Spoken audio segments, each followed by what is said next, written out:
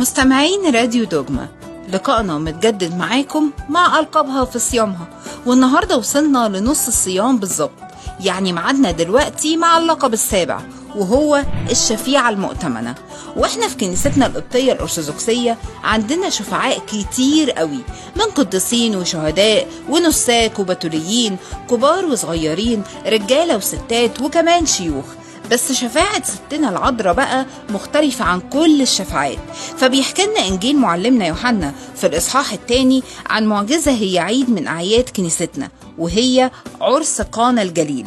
وكلنا عارفين إنها أول معجزات ربنا يسوع على الأرض، وما كانتش هتتعمل أبدا لولا تدخل وشفاعة الست العذراء.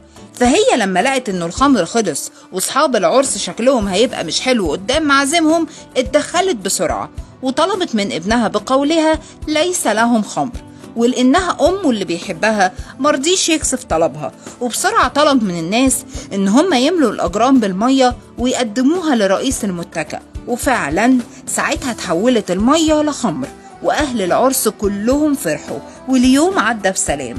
فالمعجزة دي بتأكد لنا عظمة وشفاعة أمنا العذراء، لأنه ربنا يسوع عمل المعجزة دي بالذات علشان خاطرها. فشفاعة العذراء غير أي شفاعة، وعشان كده معجزاتها على مر العصور ولحد دلوقتي لا تعد ولا تحصى، وكنيستنا لقبتها بالشفيعة المؤتمنة.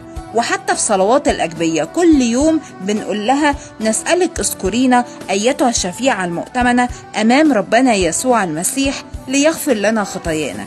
واستنونا الحلقة اللي جاية مع لقب جديد على الراديو، راديو دوجما 3.10.